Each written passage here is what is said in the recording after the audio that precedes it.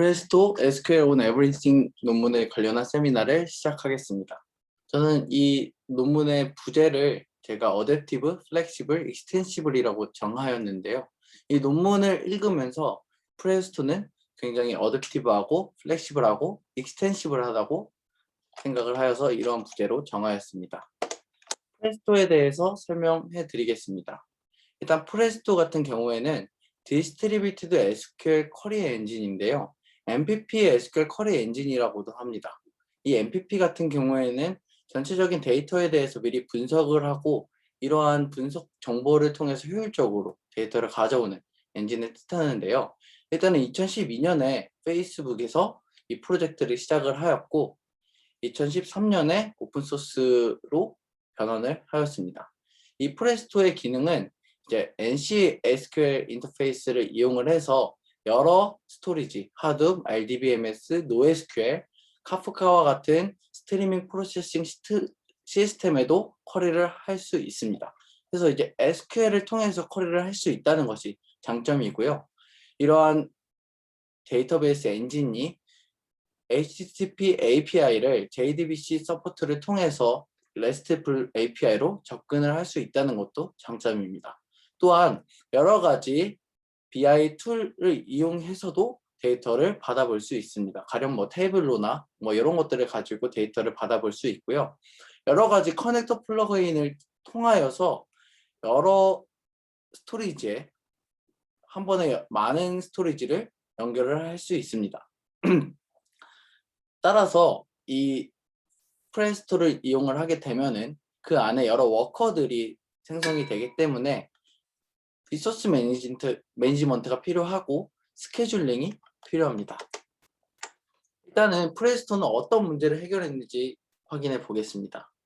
프레스토 같은 경우에는 이러한 프레스토 이전에 하이브를 HDFS에 연결을 해놓고 여기서 배치 데이터를 가져온 후에 서비스적인 측면에서 RDBMS로 연결을 해서 BI 툴이나 대시보드로 데이터를 받았다고 치면은 플랫폼이 두 개가 생성이 되게 됩니다.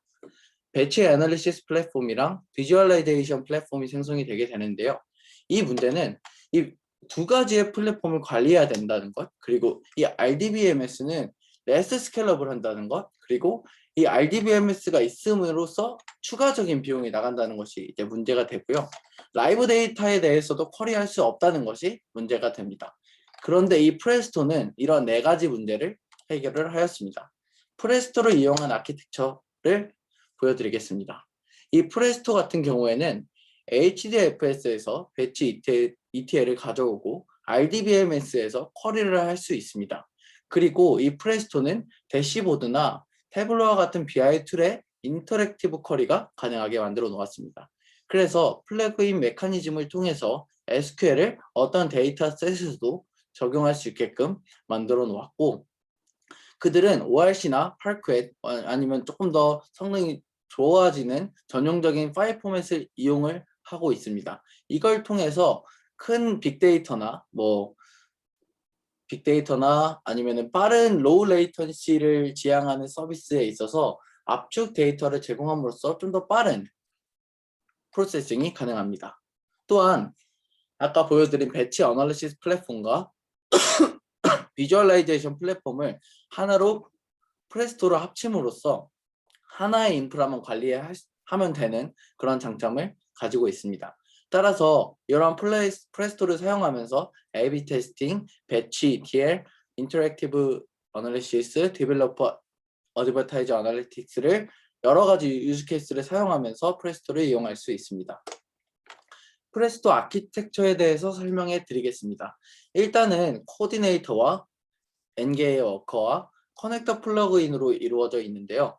클라이언트가 HTTP를 이용해서 프레스토로 쿼리를 날렸을 때 코디네이터는 이 쿼리에 대해서 플랜을 짜고 스케줄링을 하게 됩니다.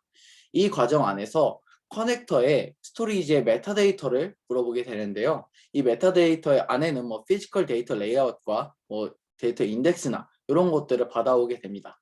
그리고 이 쿼리 안에서 조인이 들어가 있는지 아니면 어떻게 어그레이트 시킬 건지 이런 것들을 보면서 신텍스 트리를 이용해서 워커들에게 태스크를 나눠주게 됩니다. 그러면은 이 워커들은 태스크를 메모리 안에서 작업을 하게 되는데요. 이 메모리 안에서 작업을 하다 보니까 메모리에 대한 매니지먼트가 필요하게 되고요. 이 워커들은 커넥터 플러그인을 이용해서 스토리지의 데이터를 읽어오게 됩니다.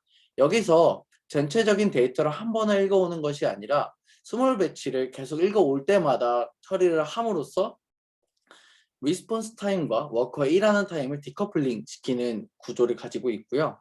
이 워커들은 인터랙티브 리절트를 할 수 있어서 이 워커들이 클라이언트를 줄 때 이 리스폰스 타임이 클라이언트는 많이 기다리지 않는 그런 장점을 가지고 있습니다.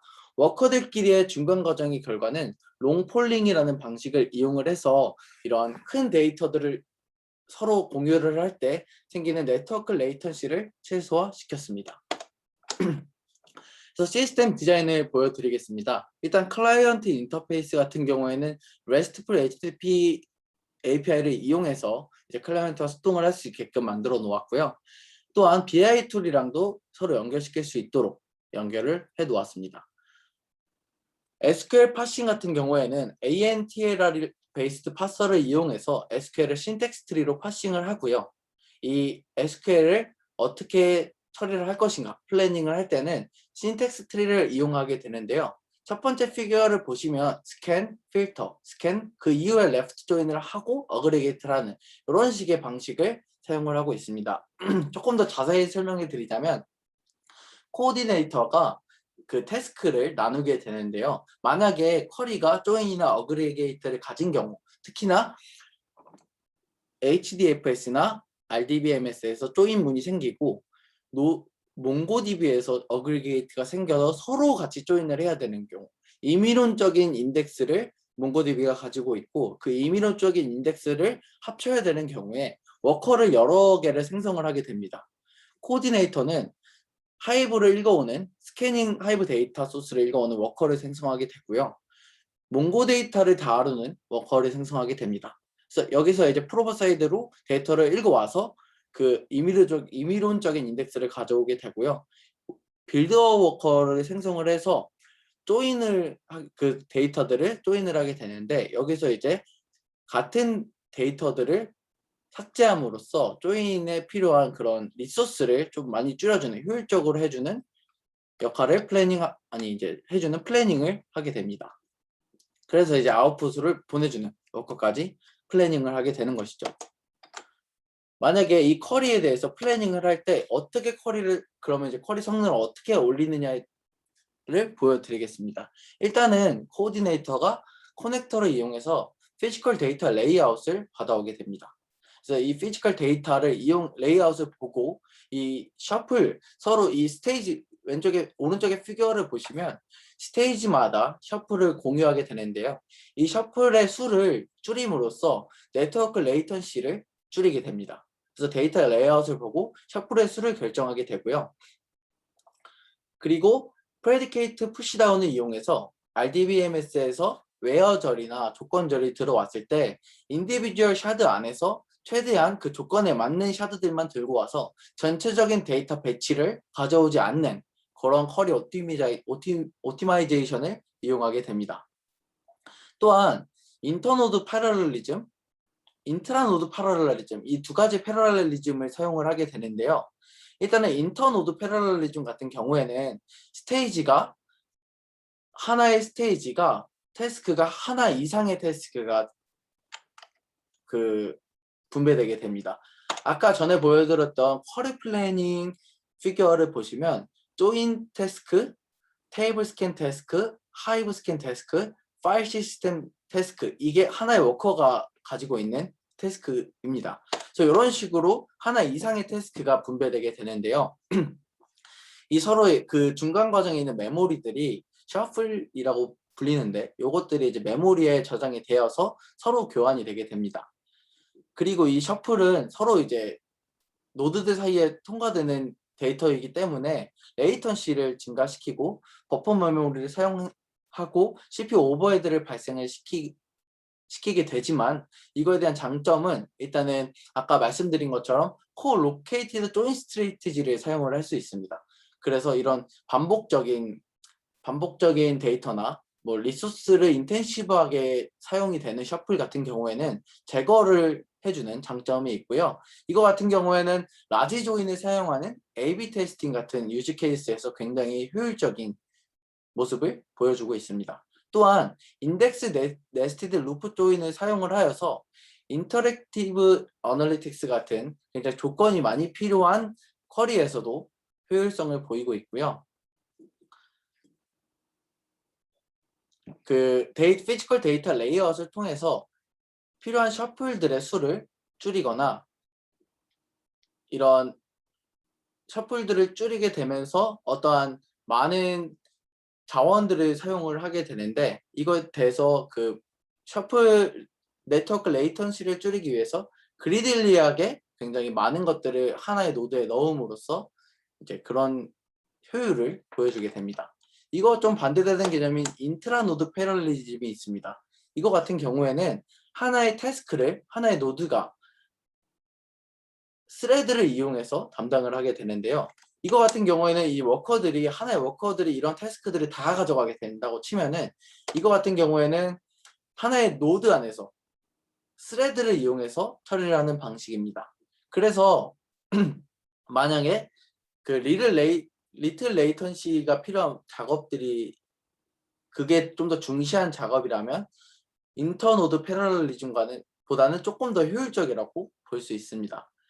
그리고 이 인트라노드 패러럴리즘 같은 경우에는 스레드를 이용하기 때문에 서로의 데이터들을 공유하는 데 있어서 전혀 레이턴시가 없고요. 따라서 이 하나의 노드에서 스레드를 이용하는 거기 때문에 파이프라인을 작성을 하게 됩니다. 그래서 이 파이프라인들끼리 서로 작업을 진행을 하고 공유를 하게 됩니다. 이러한 경우에는 뭐 라지 볼륨의 인터랙티브 아날리시스에서도 효율적이고요. 배치 ETL, 전체적인 데이터를 익스트랙트, 트랜스포메이션, 로드, 이러한 작업들에 있어서 굉장히 효율적이라고 볼 수 있습니다. 그러나 이제 여기서는 태스크 스케줄링이 필요하고 이런 볼륨 오브 데이터에 대해서 리프 스테이지에서 노드들이 몇 개 필요할지, 노드 안에서 태스크들이 몇 개가 들어가야 돼서 스레드가 몇 개 필요한지, 파이프라인이 몇 개 필요한지 확인하는 작업을 통해서 배치 사이즈 ETL을 작업을 하게 됩니다. 그래서 스케줄링에 대해서 조금 설명을 해드리겠습니다. 코디네이터 같은 경우에는 이 셔플들이 어떻게 프로세스랑 연결될지 이런 것들을 스케줄링을 하고 플래닝을 하는 과정인데요. 파이프라인, 만약에 인트라 노드 패러럴리즘 같은 경우에는 파이프라인을 작성을 하게 됩니다. 그래서 지금 제가 옆에 오른쪽에 둔 피규어를 보게 되면은 이 파이프라인이 몇 개가 생성이 돼야 되고, 이제 이 파이프라인에서 나온 결과가 어디에 조인이 되는지 이런 것들을 보여주게 됩니다. 지금 보시면 파이프라인 1과 파이프라인 2가, 파이프라인 1은 빌드를 하고 파이프라인 2는 스캔을 하는 식의 결과를 볼 수 있는데요. 여기서 스테이지 스케줄링을 통해서 이 파이프라인이 동시에 진행을 해야 되는 건지, 아니면은 데드락을 피하기 위해서 서로 순차적으로 토폴로지컬 오더를 통해서 진행을 해야 되는지 이거를 이제 정하게 됩니다. 오레던스 같은 경우에는 이제 그 실행 시간을 줄여줌으로써 동시에 파이프라인이 진행되게 되는데요. 이거 같은 경우에는 다운스트림 케이스와 같이 레이턴시 센시티브 작업에는 굉장히 좋습니다. 페이스드 익세큐션 같은 경우에는 이제 서로의 스트롱리 커넥티드 컴포넌트를 확인을 하기 때문에 데드락을 확실히 피할 수 있는 장점이 있습니다. 태스크 스케줄링 같은 경우에는 이제 스테이지마다 이제 그런 스케줄링을 하게 되는데요. 리프 스테이지 같은 경우에는 네트워크나 커넥터가 주는 이런 제약사항을 고려를 해서 이 노드들이 할당이 될 때 제약사항을 고려하게 됩니다. 그래서 이 노드들이 이러한 상황에서 어떻게 태스크를 가져갈 것인지를 스케줄링 하게 되고요. 인터미디에이트 스테이지 같은 경우에는 이제 그 작업 중간에 이 데이터가 노드들의 숫자, 스레드들의 숫자를 통해서 서로 비교를 한 후에 디플로이먼트 컨피규레이션을 통해서 이 숫자를 다이나미컬리하게 조절을 할 수 있습니다. 스플릿 스케줄링에 대해서 조금 더 설명을 해드리겠습니다. 스플릿 스케줄링 같은 경우에는 코디네이터가 이제 워커들에게 태스크를 나눠줬을 때 이 태스크를 작업을 하게 되는데, 이 태스크에서 데이터를 뽑아오는 경우 커넥터에서 데이터를 한 번에 뽑아서 주는 것이 아니라 스몰 배치를 계속 읽어옴으로써 이 워커가 스몰 배치를 읽어올 때마다 그걸 바로 인터랙티브하게 읽어오고 작업을 하게 됩니다. 그래서 쿼리 리스폰스 타임과 커넥터가 이 라지 넘버의 이런 스플릿에 대한 계산을 라지 넘버의 스플릿된 데이터들에 대한 소요 시간을 디커플링함으로써 좀 더 효율적인 클락 타임을 줄일 수 있고요. 이 쿼리는 그래서 이 전체적인 프로세싱 데이터에 대한 시간과는 다르게 바로 시작이 됩니다. 바로 이제 결과를 만들어내는 효과를 보여주고요. 네, 보여주게 됩니다. 쿼리 익세큐션에 대해서 설명을 좀 해드리겠습니다. 쿼리 익세큐션에 있어서 그 페이지라는 단위가 있는데요. 이 워커들 안에서 태스크들이 돌아갈 때 드라이브 루프 안에서 태스크들끼리 데이터를 공유하는 게 페이지라고 불리게 됩니다. 이 페이지 같은 경우에는 이 로우에 행들이 열 인코딩돼서 나오게 됩니다. 이 페이지 같은 경우에는 프레스토의 전용 파일 포맷으로 이루어진 블록들로 이루어져 있고요. 셔플 같은 경우에는 인터노드 패러럴리즘에서 서로의 스테이지들끼리 데이터를 공유를 할 때 인메모리 버퍼드 방식을 이용해서 결과를 주고받게 됩니다. 여기서 이 노드들은 한 번에 큰 데이터를 가져가는 경우 네트워크 레이턴시에 좀 영향을 크게 받다 보니까 롱 폴링 방식을 이용해서 리스폰스 타임을 최소화하게 되고요. 이것들은 이제 그런 조그만 데이터를 계속 왔다 갔다 하게 해줄 수 있는 효과를 보여주고 있습니다. 그래서 디벨로퍼 어드버타이저 아날리티cs 같은 경우에는 어떠한 특정 데이터를 받아올 수 있는 데이터다 보니까 이런 롱폴링 방식으로 서포트를 해줄 수 있게 됩니다. 그리고 이제 라이트 입장에서는 이런 여러 트레이드 오프가 생기게 되는데요. 이런 스몰 배치 사이즈로 스토리지 업로드를 할 때와 그걸로 인해서 한 번에 그 스몰 배치들로 저장된 데이터들을 합칠 때 어그리게이트 라이트 스루퍼를 진행을 할 때 하이 오버헤드가 생기는 그런 트레이드 오프를 서로 비교를 해보면서 이 배치 ETL 같은 유즈 케이스에서 어떤 이 트레이드 오프 상관관계에서 어떻게 쿼리를 날릴 것인지 이런 것들을 통해서 쿼리 익세큐션을 하게 됩니다. 리소스 매니지먼트 같은 경우에는 이제 프레스토가 Fully Integrated Fine-Grained Resource Management System이다 보니까 CPU나 I/O, 메모리 리소스를 굉장히 효율적으로 사용을 해야 되는데요. 일단 CPU 스케줄링 같은 경우에는 전체적인 CPU 소요량을 다 합쳐서 오버롤 클러스터 스로폿을 보고 이제 그것을 최적화하게 됩니다. 따라서 어떠한 스레드가 작업 1초가 넘어가게 되면은 라운드 로빈 방식으로 다시 다음 q 뒤로 붙게 됩니다. 따라서 이 프레스토 같은 경우에는 어떠한 쿼리에 대한 그 시간을 측정하기보다는 앞으로 다음 오는 그런 작업이 얼마나 많은 리소스를 소비하는지 이런 것들을 찾기 위해서 이 멀티레벨 피드백 큐를 사용하게 됩니다. 5단계로 이루어져 있는데 CPU를 얼마나 많이 사용하냐에 따라서 오더 소팅이 진행되게 됩니다. 그리고 메모리 매니지먼트 같은 경우에는 이제 메모리를 이제 잘 매니지먼트를 해줘야 되는데 이거 같은 경우에는 이제 유저와 토탈 시스템 메모리를 합쳐서 보게 됩니다. 여기서 글로벌 리밋을 초과하는 작업이 들어오게 되면은 죽게 되는데요. 그 쿼리가 죽게 되는데 그거를 막기 위해서 스플링과 리저브드 풀이라는 두 가지 방식을 이용하게 됩니다. 스플링 같은 경우에는 이제 노드가 메모리가 부족해진 경우에는 이제 정렬을 다시 하게 되는데요. 거기서 실행 시간, 이 메모리를 적게 쓰는 작업부터 할당을 진행을 하여서 조그만 메모리를 먼저 사용해서 빠르게 다른 작업들을 처리를 하고 이제 좀 큰 메모리를 쓰고 길게 작업되는 것들을 뒤로 배치하는 그런 방식을 사용을 하게 됩니다. 이거 같은 경우에는 이제 뭐 해시 조인이나 어그리게이션 작업에서 진행이 되고요. 리졸브드 풀 같은 경우에는 이제 일반적으로 제너럴 풀에서 어떠한 쿼리가 굉장히 많은 메모리를 사용을 하고 있다고 치면은 그것을 리졸브드 풀로 프로모티드 시키고, 그거는 이 리졸브드 풀 안에서는 하나의 작업만 진행이 되게 됩니다. 따라서 이 리졸브드 풀 안에서 작업되는 작업은 데드락을 방지하기 위해서 딱 전체적인 클러스터에서 리졸브드 풀 안에는 딱 하나의 쿼리만 들어가게 됩니다. 이 쿼리 프로세싱에 대해서 옵티마이제이션을 어떻게 하게 되냐면, 이제 JVM을 사용을 하게 되는데요. 거기서 지원 콜렉터 알고리즘을 사용을 하여서 휴먼거스 지수를 넘어가게 되면은 그 넘어가게 되는 버퍼나 객체들을 할당을 방지합니다. 할당을 하지 않습니다. 그리고 세그먼트 어레이를 사용을 하게 됩니다. 이 경우 어떻게 되게 되냐면은 이제 그런 플랫 메모리 어레이스 안에서 이런 큰 메모리를 할당하거나 오브젝트 할당하는 것을 줄이기 위해서 데이터 스트럭처를 잘 구성하게 됩니다.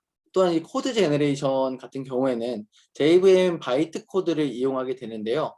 이 바이트 코드 같은 경우에는 이제 함수를 호출하거나 변수를 참조하거나 레이지 월 쇼트 서큐팅 오퍼레이션을 진행을 할 때 이제 바이트 코드를 생성을 하게 됩니다. 이렇게 생성된 것들은 이제 캐싱, 메모리에 저장하기보다는 캐싱을 함으로써 이제 조금 더 효율성을 강조하게 됩니다. 또한 프레스토는 전용 파일 포맷을 사용하게 되는데요. 이게 여러 스토리지를 커넥터로 이용해서 데이터를 받다 보니까 하나로 압축된 파일 포맷을 사용하게 됩니다. 그것은 뭐 ORC가 있고 뭐 파르큿 같은 데이터가 있습니다.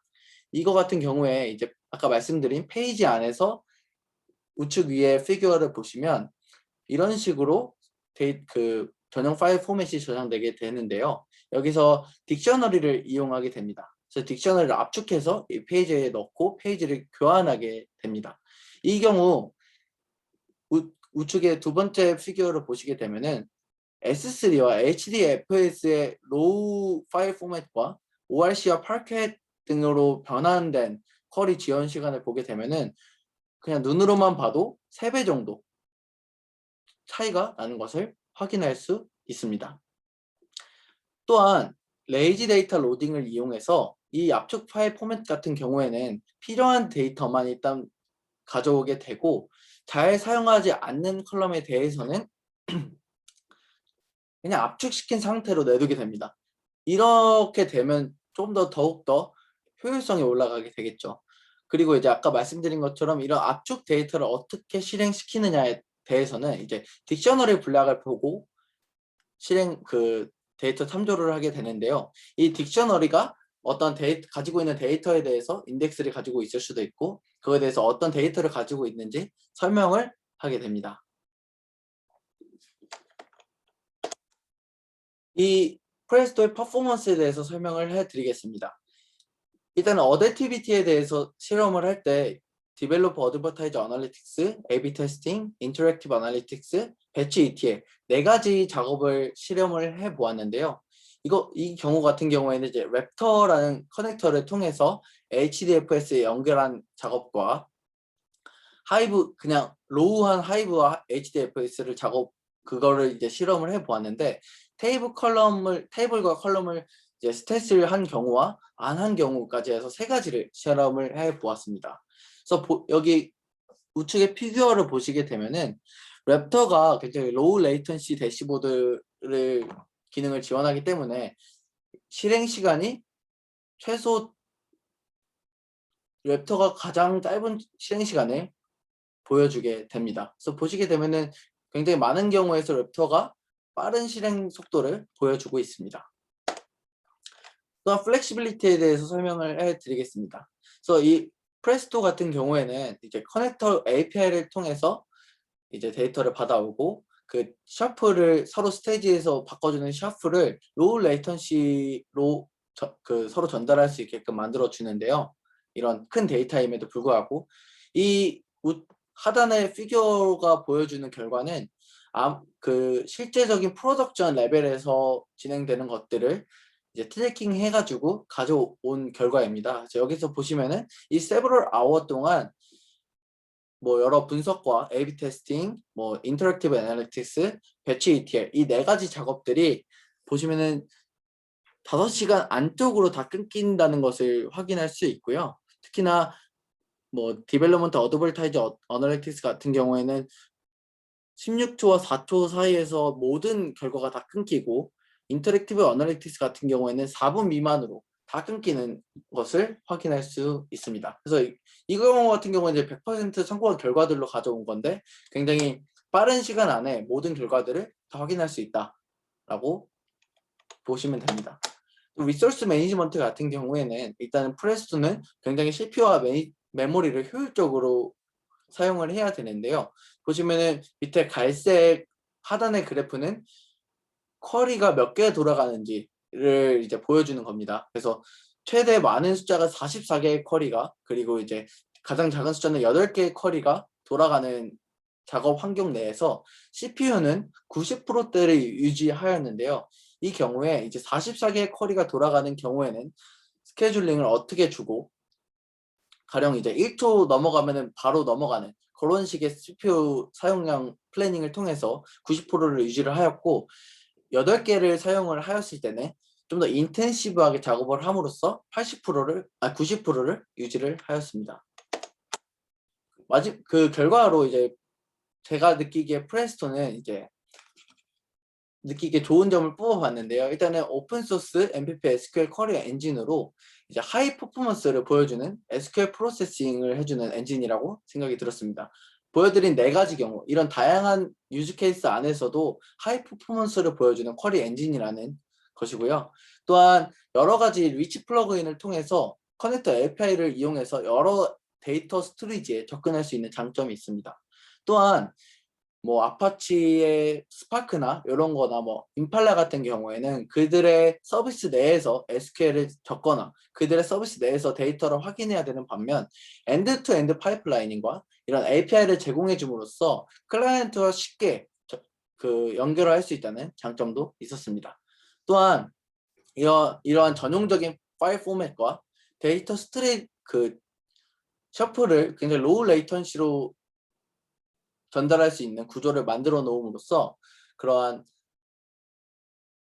로우 레이턴시에 대한 것들을 조금 더 집중적으로 만들어 놓은 쿼리 엔진이라는 생각을 했습니다.